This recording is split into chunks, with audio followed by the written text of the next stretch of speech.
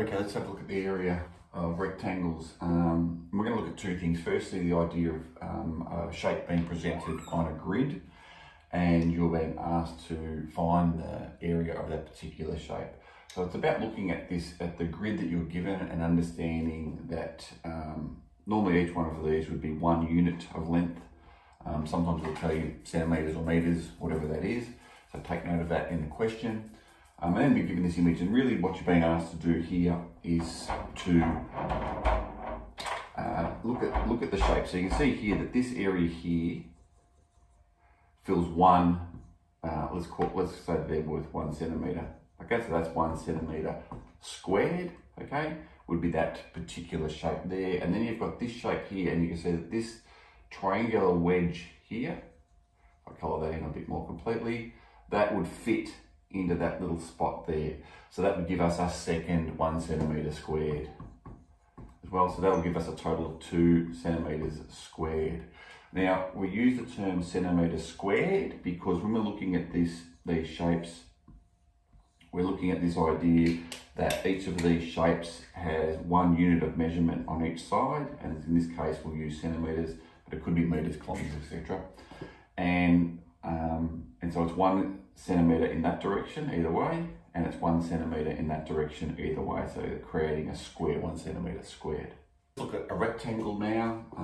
One of the things to take note of is whenever we're looking at shapes, see what information you're being told. Typically with a rectangle, the longer side is the length, the shorter side is the width, and what you'll notice in this particular drawing, even though the drawing itself might not be that great, that these symbols on here indicate that they're the same length, and that these two here mean that they're the same length, okay? So take note of those things because it'll allow you to look at a drawing and differentiate. It's probably more of a problem when you've got shapes that look very much like a square, and then if you get this scenario, you then know that that's not a square, and in fact it's actually a rectangle. But if you ended up with this scenario where you've got just single lines on each one, you know that it's a square because all the sides are the same length. So we've added some distances to each of these sides now, and so we can see that the area of a rectangle is the length multiplied by the width. So we need to multiply this length here by this width here, and it'll often be presented to you as L times W. And what we can simply do is to substitute in the value. So where there's an L, we put in the value we're given, which in this case is 20 metres, so times by 20, and times by W, which in this case is 10 metres and 10. And you'll notice that we don't put the unit in here, we don't put metres in here, okay? There's just the number, but we need to take note of that. And then we can do the multiplication, 20 times 10 is 200, and now we add on the metres and it's squared because it's an area. We've changed the distances now, and what we notice here is we have kilometres and we have metres. So when it comes down here to do the length times the width, we have to make sure that we're multiplying by units that are the same. So we have to make a decision.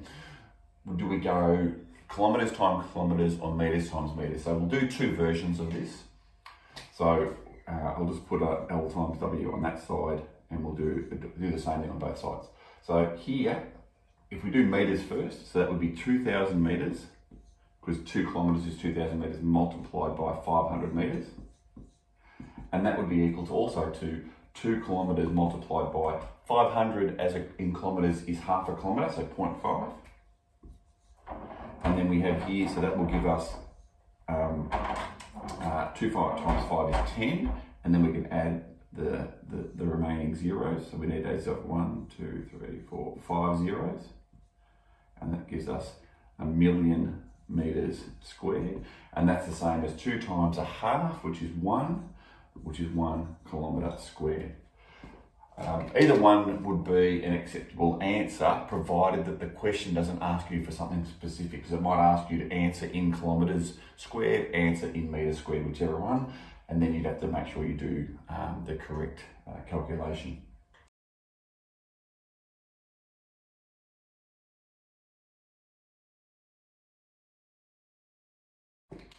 All right, we've given, this question here is to do with carpeting a room. The room's 6 metres by 5 metres and it costs $70 per square metre. So to calculate this answer, it would be firstly find the area of the room, which would be 6 multiplied by 5. So that's going to equal 30 metres squared.